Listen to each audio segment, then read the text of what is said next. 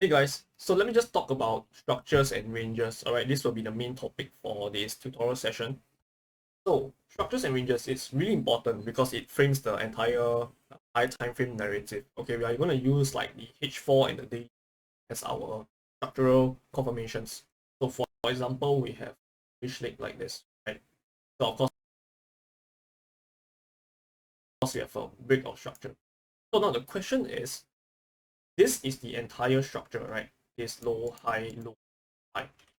And where is your range? Your range is from here, here, right? This is your trading range. And it actually has to be beneath this level because your structure that breaks this high comes from this level. So, theoretically speaking, your buy should be beneath this high. And also, we do not buy here most of the time because we understand that this is like a, resistance turn support where traders are trying to buy here, right? Engulfing candle and they try to buy. And then this keeps happening, right? So we have to understand why at times we are able to buy, the highs and why sometimes we can't, right? If prices does this, okay, look at this again. It's a similar pattern, right? This is the flip, leaving behind a demand that is over here. And now you're actually buying near the range, right? If you are to take this entire range. But now, since we have a swing low created here, okay, this is not a swing low, this is just a low, okay? A swing low is over here, right? This becomes our range. And if you are okay trading with this range over here from this low to this high, then this could be your trading plan because you're trying to buy to this high, right? And then this will continue to deliver bullishly until it decides to come down, right, into this mitigation. And now, whether or not you buy over here is another story on its own because if this high comes from previous higher time frame structure, then this buy doesn't make sense anymore because you're trading off a supply. This you do not know whether it's a reversal or a breakdown, right? And of course, wait for this to show you clues again to go higher. Okay, so let me just remove all this again and talk about structures again. So yes, we have a break off market structure, right? And how can we trade this as a sell move? You understand that prices eventually has to move back into this trading range, right? The low that breaks this high. So even if it doesn't come back down to these demands over here, it should tap this high, right? This is the entire block. This is the sell to buy. This, in fact, is the entire order block. Okay, and prices, yes, could tap into this open and start to shift higher. And that is why when prices are extended like this, understanding that this is a swing structure break, this is a minor, right? Once it shifts over here, you're able to take sells before going higher. So let me just use the black line as daily or H4, alright? So for example, we have this. Okay, this is a swing, only daily. Okay, daily slash H4. And now we are using like the red one. We're using the blue one as the 15, okay? So we just play the H4, 15, and the 1. We have this. And then we start to shift. Okay? And then we can trade this sell. Right? This is where you are trading the so-called counter trend until it decides to go bullish like this. Then now you're trading the 15M Pro trend. Can you see this is the 15M Pro trend? Okay, of course. Let's see. We're going to use a pullback, alright? Like this break of structure and it comes back down. Again, this is the daily and the H4 swing points, right? And on the blue color line, this is basically your 15M. So you have this move, and then we have a break like this. Alright, so your 15M shifted above this area. We are going down, right? It's fine. Even if you don't trade all of this, it's fine. But understand where you are trying to catch a buy side move at the end of the day because this is the demand. Once it shifts over here, you are entitled to go for buys all the way into this level. So the problem with structures is that many traders get confused based on the fact that this will follow this is the H4, right? Is they get lost while trying to identify structures because when prices breaks this area and then the lower time frame shows 15M being bullish again. And of course you're entitled to catch buys off here using the 3-step process, right? This is the break of the 15 and then you want to use the 1M for confirmations. This is fine. Right? Just that you are trading the 15M in points, all of this. understanding that your entire market structure on the higher time frame still comes from here. And once this breaks, right, then we're going to expect a bearish move into anywhere within this leg. Okay, and this will continue to deliver bearishly until it meets a higher time frame demand zone like this before moving upside. All right, this one we shift it over here until we see this kind of movement go bullish. Otherwise, you will always be in a bearish leg. Okay, let me use a new one. So it's similar to the bearish one, right? This is the H4 daily, and then we have a break like this, right? So if you were to map out the 15 and the 1M, it's gonna look something like this, right? We have a low, then we have a high, and then we start to shift market structure, and then over here we shift market structure again, right? Over here, shift 15M. Okay, takes new high, shift. Can you see when prices breaks this high, and it shifts, it gives us a change of character on the lower time frame. This may be the one that is going to bring us into where we want to buy from ultimately, because we don't want to buy here. We don't want to buy above this H4 break. We are going to expect a higher time frame retracement no matter what, right? It may not be here, it may be higher, like over here, right? Then it starts to retrace. So we don't want to bet against that, okay? So when prices starts to turn over here, this is where you want to catch the buys, right? And imagine this on the 1M, right? If we were to look deeper into this, it's basically the same thing over here. Okay, like this. And then once it shifts, we are entitled to take buys. And that is why we as a 15M trader, when we see a change character over here, right here, okay, this is our framework. Remember what happens? Prices will be delivering bearishly. On the 1M, it's going to look something like this. Right? It's the same thing you can see. And that is why the time frames don't matter, right? Of course, you have to use your high time frame narrative as the framework. And all you need to do is to scale in using the lower time frame. Okay, this is the same thing, right, on the 15M as to the 1M. Your 1M higher time frame structure is your 15, and your 15M higher time frame structure is your H4 daily. Okay, so it's the same thing, right? So your 1M could be, imagine this entire black line, right? Your H4's retracement is going to have so many 1M candles, okay? And it's going to be tiring to watch. All right, and you're going to get stopped out many times if you just do for 1M chop, okay? And when it starts to shift over here, you are trading the bearish 15M leg. Can you see? This 1M change over here. Okay, I'll use this. This 1M change over here.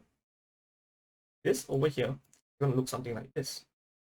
Okay, and on the blue leg, which is the 15M, it's just going to look something like this. Right? So at this point, when 1M switches, you are still trading the 15M bearish leg. This is the 15M bearish leg. Over here, you're essentially trading into this H4, 15M supply to continue going upward, right? And this doesn't make sense unless you're using the entire framework, okay? That's why understanding where you're going to buy from is so important. You want to make sure that your time frames are, all right?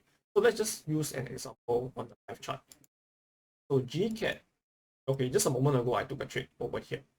So you want to see how, right, on the 15M, on the H4, we have this high, right? This is a chop, okay? And then this chop creates a supply to demand flip, right? So this becomes a demand flip, right? Go down to the 15M. Prices taps the entire H4 block, you can see, right? Sweeps, change character. Yeah. So now 15M is bullish, right? And then we go down to the 1M. And look at this. Right, we have a demand here on the, I think this was 30 seconds. Doesn't matter, you can see on the 1M as well. And once my 1M is bullish, okay, this is the 1M leg. That is bearish, right? I have two choices. One is I wait for the 1M to break, get involved here. Otherwise, use the lower time frame to catch buys into these 1M cells. So similarly, when you are trading the H4 and 15M, remember that sometimes H4 is delivering bearishly, right? And then we can do this. This is H4, right? This is a H4 swing. Sometimes we go down to the 15M to trade the shift on the 15M into the H4 bullish leg, because this is H4 bullish, right? Yes, the entire framework is bearish here, but this H4 is bullish currently. So if you want to wait for a pro trend H4, you have to break this level first. But most traders don't do that. It's fine. Understand where are you trying to sell into. That's the most important. I'm a 15M trader who trades the change of character here. I want to trade into this demand zone, right? And then of course, heavily partials and see whether it wants to break the H4. Because either way, if prices decides to break down, you're going to get another pullback or a higher time frame pullback, right? Because it's the H4 break, you're going to get higher time frame pullback, and that is why sometimes this may not hold. Okay, so imagine all of this. It's not going to hold. All of this supply is not going to hold because you just took out a H4 low. All of this 5M or 1M supply is not going to hold, and you're going to see a deep retracement. This supply before going. Right, and this is exactly what is going on here. Can you see? This is a 1M supply. Here, a 1M supply. I can go down to the lower time frame to trade into this supply zone. And that's what I did. Go down to the 5 seconds. Right, so what do we see? 5 seconds, turn bullish. Alright, this leg is bullish. Taps in, I got entry, right? And of course, this should be your first take profit. So I did take profit here, right? I think this was 1:2. Okay. This 1:1.5. I took partials, 50%. I just let the rest run, right, all the way towards this high. Okay, and eventually failed to do so. Prices mitigate some sort of supply here, continue lower, which is fine, right? And that's why it's very important to know where you are trading into, because ultimately, when prices breaks this area, I want to see a market structure shift. Okay, and perhaps this over here you may have gotten caught, right? Because we shifted again. Can you see? Over here, M1 is bearish. So yes, you want to see the alignment. You want to see this alignment, right? And now M1 is aligned. And you want to go down to the lower time frame to catch, because this is the higher demand on the really huge. Okay, if you are trading on the 1M, this is a huge demand. Go down to the lower time frame. So take a look, maybe the 15, right? Like this. Not sure whether you got tagged. You do not have, and no confirmations either way, right? So if you play the 30 seconds, nothing as well. So the only way you can do this is we use the 50% of the entire block, which is this. Okay. Now we go down to lower time frame again to confirm. And clearly, we have a chop here. All right. This is a very small one. You may have gotten caught here, right? And then it breaks out, and you have bought maybe here, right? And then this almost make the run. Okay, and that is why it's really tight to trade on the lower time frame. So this bounce over here is 1:2.85. Considering spreads and whatnot, maybe you have an entry over here. This is like 1:1.5 or whatsoever. Alright, and this is really tight. And that is why you want your 15M to be in your favor. Alright, so that you have a huge run towards the upside. Alright, over here, yes, your 15M bullish is like this. Okay, and prices can easily come back towards this low. That is possible. Alright, because ultimately the low that takes the high, right, comes from this. Prices can fail again, liquidate all of this, right? Shift again to go higher to eventually tap onto this. And we are looking for such range for you to get involved. Tight ranges, maybe you don't want to get involved because taking profits is very aggressive. Okay, and on the higher time frame, why we are trading on the H4 is because the H4 push is usually really huge. Right, you can see this over here. If you break structure, your entire H4 range is this low, this high. And if prices comes back down to the 15M and shifts, you have this towards this high to play the 15M. And this is what I mean by huge range. Okay, and imagine positioning yourself over here, right, on the 1M. Like this. Okay. All of a sudden, your trade for the 1M has such a huge range towards the high of the H4. Of course, understanding that your 15M has to be taken into consideration. So yes, you position yourself to be a 1M trader here, right, a 1M entry. When it takes out a 15M high, you expect a 15M pullback. Okay, and that is why all of these demands over here, while you're tracking the order flow on the 1M, is going to get ran before moving higher. Alright, you want to realign every single time. Alright, 1M over here, yes, 1M bullish. Of course, remember the pain schematic I showed you guys over here? All of this is basically your 1M. So now, imagine these blue color lines are your 1M, right? Just like this. So your 1M is going to go higher, higher, higher until it takes out a 15M high. Okay, this is a 15M high. Your 1M takes out a 15M high. Then you can expect a 15M pullback. And that is why all of this will be red until it realigns lower into this 15M bullish leg, okay, by means of premium level here. Okay, based on this, right? Premium level is here, discounted price, right? And then you're gonna see a shift by up once again. Hey guys, so in this video I want to talk about structures and confirmation. So I use this very clean example, right? Because this is, I think for me it's really clear cut. So you can see this this red structures is the huge structure, right? Usually depicted on the H4 whatsoever. Okay, so we're not going to play around with time frames now. We're just going to look at structures at this aspect. So can you see, just based on this, the huge swings are basically going to be defined as another color, because you can see based on this, your red swings is the so-called bigger swing structures, right? And then the blue swings are like the intermediary structures, which means to say like this. Just change color, right? All of these are actually your blue swings, right? Like this. So this is your blue swing, okay? And then, so what is this? This now becomes a swing that is bigger than the red. Can you see that this is a red swing, right?